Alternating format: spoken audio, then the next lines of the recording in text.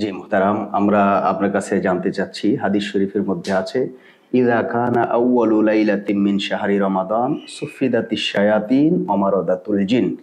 এখানে হাদিসে বলা হয়েছে মাহে রমজান যখন শুরু হয় তখন থেকেই দুষ্ট জিন এবং শয়তানকে বন্দী করা হয়। যদি আসলেই শয়তান এবং দুষ্ট জিন বন্দী করা হয়, সেক্ষেত্রে পুরো মাহে রমজান জুড়ে মানুষের ভিতরে যে সকল অনাকাঙ্ক্ষিত কাজ, খুন খারাপি, রাহাজানি, চাঁদাবাজি, দুষ্টামি, এক কথায় আল্লাহ বিরোধী যত কাজ হয় এগুলো মানুষ কেন করে? যেহেতু শয়তানও বন্দী, জিনও বন্দী। জি, অনেক সুন্দর একটা প্রশ্ন করেছেন। আসলে এই রমাদান মাসের চাঁদ ওঠার সাথে সাথেই আল্লাহ তাআলা এই সমস্ত জিন, শয়তান যা আছে সবকে বন্দী করে রাখেন। এরপরও আমরা দেখি যে আমাদের দেশে এই যত শয়তানের কাজ আছে সবকিছু হচ্ছে। এর একটা লজিক্যাল একটা যুক্তি আছে।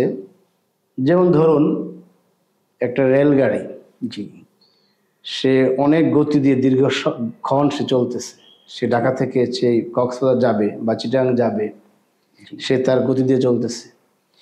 এখন পরবর্তী স্টপেজের সে যখন ব্রেক করবে, তখন এটা আমরা জানি সে কিন্তু সাধারণ কোনো গাড়ির মতো ব্রেক করতে পারে না। তখন তাকে 1-2 কিলোমিটার আগেই তাকে দূর থেকে তাকে ব্রেক না করে স্টার্ট বন্ধ করতে হয়। এই রেলটা দীর্ঘক্ষণ চলার কারণে, তার গতি অব্যাহত থাকার কারণে, তার এই চালনা শক্তি বন্ধ করার পরও বেশ কিছু সে চলতে থাকে। অথচ তখন তার ইঞ্জিন নিষ্ক্রিয়, ইঞ্জিন বন্ধ, সে আগের গতি চলতেছে। তো আমাদের অবস্থা সেম, যে একটা মানুষ 11টি মাস সে অব্যাহতভাবে অন্যায় কাজ করতেছে, জি, যার ফলে 1 মাস শয়তান বন্দী করা থাকলেও তার যে পূর্বের অভ্যাস, সেই অভ্যাসের কারণে সে ধারাবাহিকভাবে তার অন্যায় সে করেই যাচ্ছে। আবার যখন এই মাস শেষ হয়ে যাবে, আবার যখন শয়তানকে ছেড়ে দেওয়া হবে, তখন সে আবার তার শয়তানের সাথে মিলে যাবে। একটা ফ্যান দেখেন, যে ফ্যানটা ঘুরতেছে, এখন বিদ্যুৎ দেওয়া আছে, জি, আপনি 10 মিনিট চলার পর ফ্যানটা অফ করে দিলেন, এটা কি তখন অফ করার সাথে সাথে কি থেমে যাবে? সাথে সাথে থামবে না। এটা কতক্ষণ চলবে?